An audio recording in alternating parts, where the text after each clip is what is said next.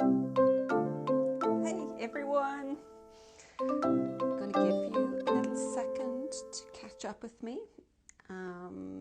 Any of my followers who are usually here on Thursdays realized that we kind of made a mistake last week because we actually said we'd be doing it every other week, but I'd totally forgotten that Clue 3 of the Hawthorn is coming out today, which makes it a really good day to jump in and talk to you about the Hawthorn and what's happening and what Clue 3 is all about. Anyone who is taking part in the Hawthorn knit along, I really hope you're enjoying it. Like the posts that are coming up are great, and the fact that what's repeating the whole time and that I'm hearing is the fact that as you're knitting through it, people can't wait to wear it, which is exactly where you should be at this point with the sweater. Body's done, you're halfway done with with the upper yoke, and as you see it come together, like what it should be screaming to you is, I want to be worn. So that's what knit alongs are great for with garments. You know, when you hit the point where you're going to lose steam and you're like, I would love to have it, but it just seems like so much work. That's what knit alongs are good for, because it gets you over the finish line. It gives you the support of all those people to say, you're doing a great job, you're nearly done. And sometimes that's all we need. We just need that little bit of extra support to get the thing finished. So that's what I really hope that you get from the knit alongs. So if you are newer to sweater knitting, there's lots and lots going on with this in terms of the videos, because you can jump in and just check out individual techniques. You might know how to work most of it, but even things like perhaps working from going flat in the round for a stitch pattern to how does that work, what does that entail. I know a lot of these things as knitters we have to learn the hard way ourselves, but if you've got someone who can sit there with the video explaining how to get around some of those tricky little pieces, it can really make it all that much easier. So if you're in the Hawthorn knit along, come jump in and give me a wave. Liz, I see you there. You are the speediest knitter I have ever come across. I'm very impressed, and just a beautiful knitter.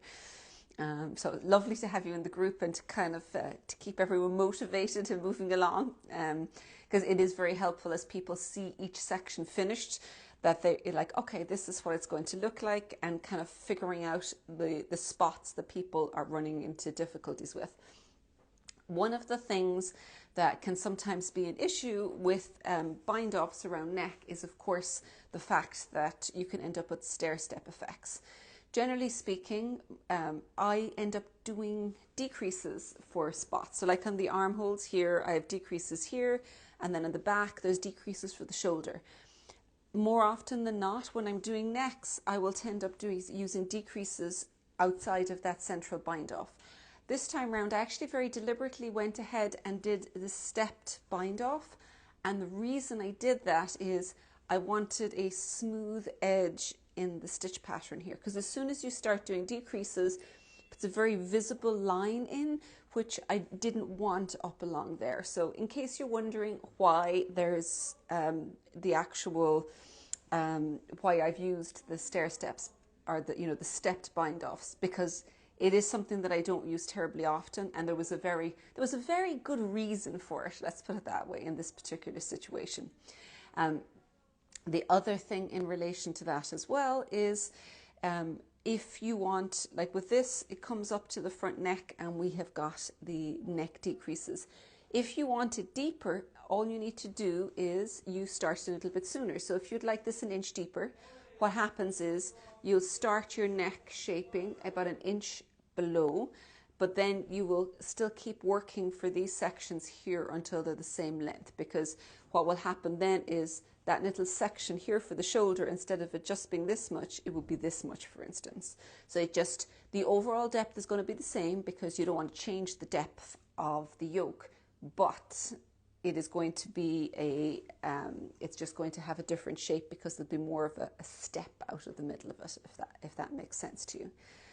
So has anyone got any questions that popped up as it came through? Hopefully everyone got the next clue safely. First clue was our body up to this point. Second clue was the upper yoke at the back. So I'll turn it around here. It was up from this point up to here, where everyone now has got like a 3/4 of the way finished sweater, and it's looking really interesting, really, really pretty. So now we're working on to the front. The front section here is going to be, the first part will be the same as the back, because you've just taken this section here, you finish with the right side round row, and then you're going to turn around and you're going to start on the back. So you work across the back.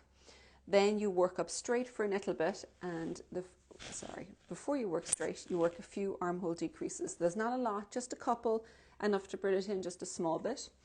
And then across here, we're going to start doing our decreases. So you'd be up fairly close to the top. You start working those bind offs across here, stair step bind offs across here, and then finally we work a little bit up straighter. So the whole section here, this is worked straight up, so there's no shaping. It's just a flat section at the top. The way we end up with the shaping for the shoulder is we had done all of those decreases across the back here. So this folds over here, and your shoulder is here to here on that front section. So you're seaming it across here.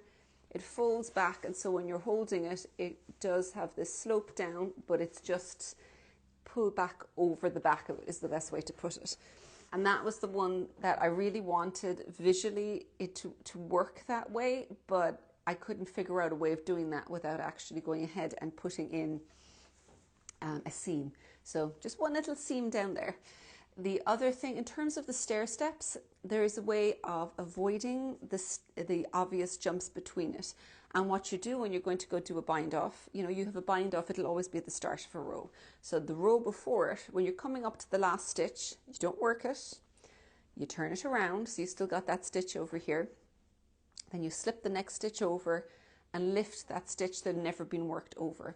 And what that does is it minimizes the step between one bind off and the next, so it's much smoother, and you're not going to have a jump because you had 2 extra rows worked before the next one. I have done a video in that, so if you haven't seen that worked before, if you pop into the actual video workshop, there's a bonus one when in terms of working the neck, where I'm just pull that section out and I've detailed exactly how to work it. It's something that you could use if you do shoulder bind offs and you don't like the stair steps, then it can be used for that. Now there was a question came up on the forum because somebody was saying that they did end up with a step, particularly where you're binding off the middle and you're starting the new yarn. So there's 2 things you can do there. First of all, you can actually, because it's where there's a tail, it's a fairly easy spot where you can just seam the 2 together. Like that actually works fine. And the other thing that I do that really helps is when you're picking up stitches, you just ignore it. You just, if there's a little gap or a step, you just take on one side, you take on the other side, and you pick up stitches from each side of that gap, and then it pulls it together, and it means that it's not going to be visible. So on the back end, when you look in, you'll have a little blip, but on the front, which is where you're going to see it, it's going to be invisible. So that can all happen on the actual stage where you're picking up stitches. So that's very, very important. So that, I think, is probably most of my Hawthorn. Clue 3. Because these sections, the upper body ones, are pretty short, I've got them where I've just got a single week between them. Normally when I'm doing knit-alongs, I'll have 2 weeks between each clue. This one, just those 2 clues were 1 week instead of 2 because I divided the sections out. I thought it would make it a little bit more straightforward when you're knitting because there was a few different things going on with each of them, to just go ahead and leave it at just that section, but just have it a little more broken up as you're working through it. So that was the thinking on that. So you can probably guess where next week's clue is going to be going, but I'm not going to say anything else about it. Just probably take a look at the sweater and take a pretty wild guess as to what it's going to be. So that is what came out today, and there's a couple of other things that are happening here in the studio as well. The first one is that we've got a gilet sale going on. Let me pull the gilet out. If you haven't encountered gilet before, if you weren't on our club, then you wouldn't have come across, here we go. These are the fattest biggest skeins of yarn. They're 100 grams, but they actually feel like they're much more. They've just got this big fat bounce to them. And a big part of that is because it's a kind of somewhere between a worsted and a woolen spun merino, it has got a nice thick chunky bounce to it. I've taken this particular one, which is the grey one, although it's called, I think they call it Goland, Goeland. And I am putting some stripes in with the Sage, S-A-U-G-E. But I was thinking like these two here, where you had grey with some red stripes, would be super pretty as well for the Kalias. So last week we actually put a Kalias kit onto the website. So you can find Kalias kits in the gilet. And we've also got a big sale on gilet. So there's a discount on the website for gilet. And for you, if you use the code GILETLOVE, you'll actually get another 10% off the gilet. Because this is from last year's club, and we still have a couple of bags of it here. But we're going to kind of just work our way through the bags. So we thought we'd give you a nice discount to work with. It is a beautiful yarn to work with. Lovely 100% merino wool with a nice bit of bounce on it. So you might want to save me from myself, because otherwise I can see most of these ending up in my stash at home, which really isn't a very good thing, because I've got enough stash having a yarn shop here. If I start adding it at home as well, I will soon get swallowed up, quite frankly, in a mountain of yarn. So I think you need to save me from myself. So this is gilet. The two shawls. This is the one, the Canuck shawl, which is up as a kit or as an individual pattern or workshop. It works really well for this particular yarn because it highlights that very cozy texture stitch pattern. So it starts at the tip here with just a couple of stitches. You've got slip stitch on one side and and this column of knit and garter stitch here. Begins with one textured stitch pattern, just knits and purls combined together to form a pattern. Then it adds in a second one, and then once that's finished, you come back to the first one. So what ends up happening, I'm going to stand back here so you can see the full range of the shawl, so to speak. Here we go. So it starts at the bottom, and then you keep working your way out till it gets much wider, but you're repeating the same one. So by the time you've done it once or twice, you kind of start to get a rhythm for it. The edge of this, I've got a garter stitch edge with just a little I-cord edging, which has got a nice bit of stretch on the edge. So the pattern comes with two versions. This is the full textured version, and our partially textured version here this is in the nice bright red version one. Starts off right at the beginning here the same, and then the second section across here we introduce our stockinette stitch. So it keeps that single panel going up here, and then it has stockinette stitch. But the edge of this is the second version where it's garter stitch and a picot bind off across the edge. With patterns like that, I like being able to give options. So this is all in the same pattern. So you've got partial textured, full textured, and then the option of either the garter with I-cord or garter with your picot bind off. They all work really well together. They can be interchanged. It's just about your personal preference and which you prefer and which works better for you, really. So these would all be in gilet. So if you want to get yourself some of the gilet at a discounted price, now is the time. Last week, I started telling you about our chunky yarns and our chunky yarn collection that came out. I had forgotten to bring all of the yarn and the collection up with me, so I was describing Sorn, which is the cardigan I'm wearing, and I didn't have it with me. So I thought I'd wear it today and give you just a quick little overview of it. I know there was a few of you that were on and looking at Sorn a couple of weeks ago or a couple of months ago when I started it, and were really eager to know when the cardigan was going to actually be released. But it was something I started very slowly, because this was a Christmas knit, because I took a chunky yarn, which was kind of something that appealed to me around Christmas time, sitting, talking with people, And I will often start just a top-down sweater because it means that I know how it's going to start once I've got the basic gauge, and then I've got a good chunk of knitting where I don't have to think about it too much as I'm going through. So that's how the whole thing started. And then I'm like, well, I want to have just a little bit of variety. So I took the reverse stockinette stitch here, butt stockinette stitch here, and then on the back I had just a little band of ribbing going down the middle, just to kind of keep it a little bit interesting. And this is the one that is done in Studio Donegal Soft Chunky. So that's 100% merino, but it's not that really, really dense merino that you'll often get because it's woolen spun. So there's a lot of air trapped in it. It's a little bit lighter, so it gives it a little bit more bounce as you're wearing it, basically. So it's not going to have the same density. So then this was knit from the top down, sleeves were knit from here down, and the body is kept pretty straight.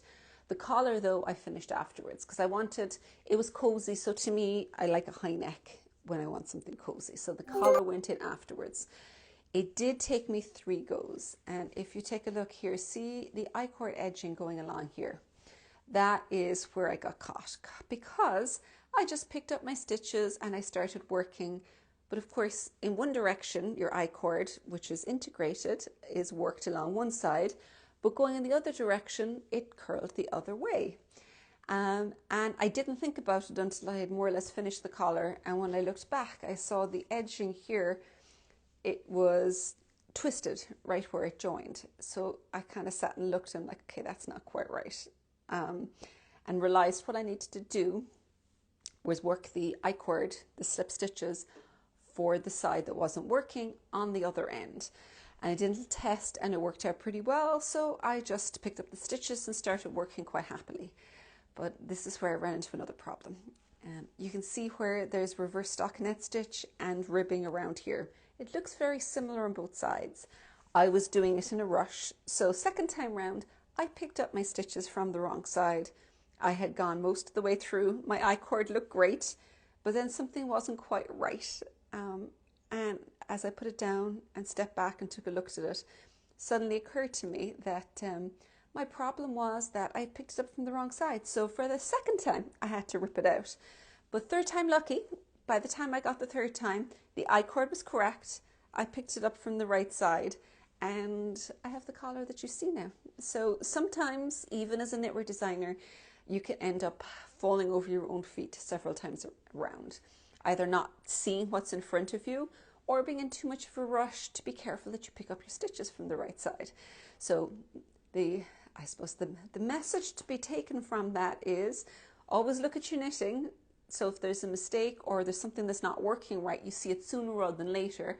And the second one being, take your time. Don't rush, because it just ends up taking longer if you don't take your time.